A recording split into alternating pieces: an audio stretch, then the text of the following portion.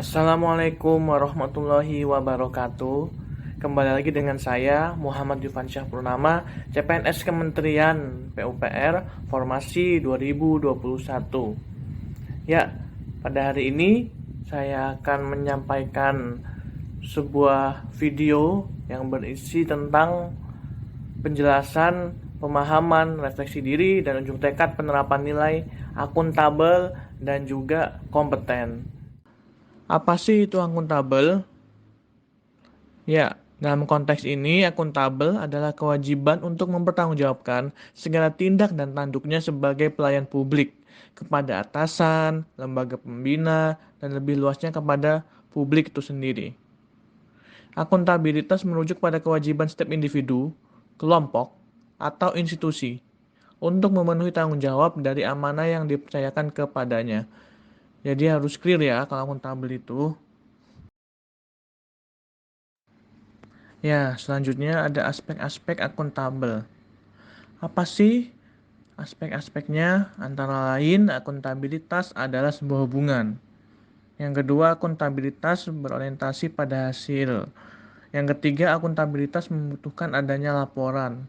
Yang keempat, akuntabilitas memerlukan konsekuensi. Yang kelima, akuntabilitas memperbaiki kinerja. Jadi aspek-aspek ini sangat dibutuhkan dan harus dilaksanakan secara transparan sekaligus mencerminkan kondisi sebenarnya. Seperti itu. Lalu, apa sih fungsi dari akuntabilitas? Ada 3 fungsi, yaitu untuk menyediakan kontrol demokratis, untuk mencegah korupsi dan penyalahgunaan kekuasaan, yang ketiga untuk meningkatkan efisiensi dan efektivitas. Fungsi-fungsi ini jelas, sangat penting peranannya, utamanya dalam pemerintahan seperti kami calon ASN. Itu sangat penting untuk mempelajari dan melaksanakan fungsi dari akuntabilitas publik.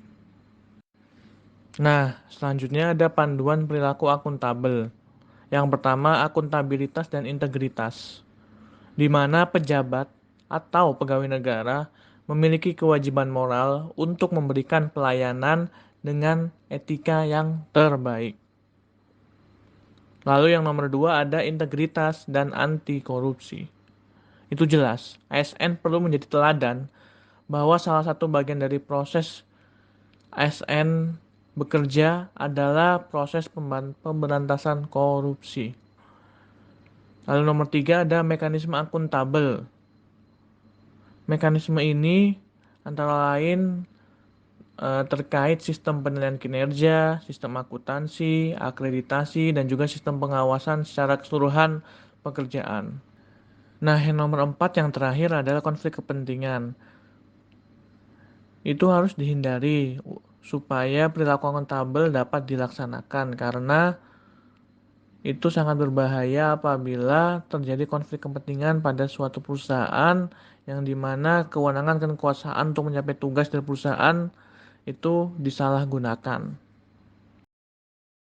Selanjutnya kita ke nilai berikutnya yaitu kompeten.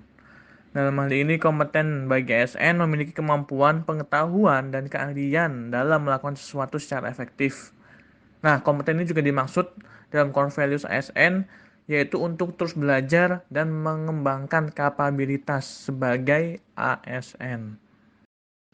Nah, ada juga perilaku ASN yang kompeten. Jadi sebagai ASN yang kompeten, itu harus berperilaku seperti berikut.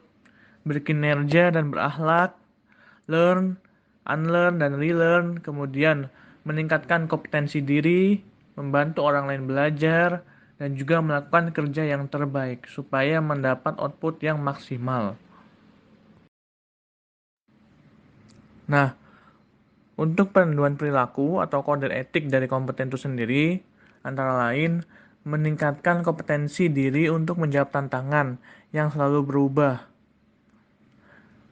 Bisa juga dicontohkan dalam melakukan konektivitas dalam basis online network, kemudian belajar dari keahlian para pakar atau konsultan yang mungkin dimiliki unit kerja atau instansi. Kemudian juga bisa melalui pengetahuan yang dihasilkan dari jejaring informal, networks lah. bahasanya seperti itu.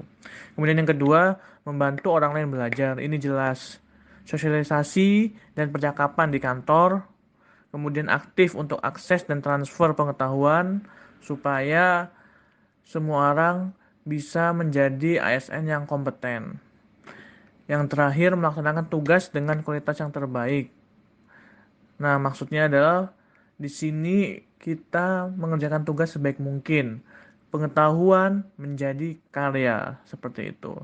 Pentingnya berkarya terbaik dalam pekerjaan yang selayaknya dan tidak dilepaskan dengan apa yang menjadi terpenting dalam hidup seseorang, seperti itu. Sekian dari saya, semoga bermanfaat. Wassalamualaikum warahmatullahi wabarakatuh.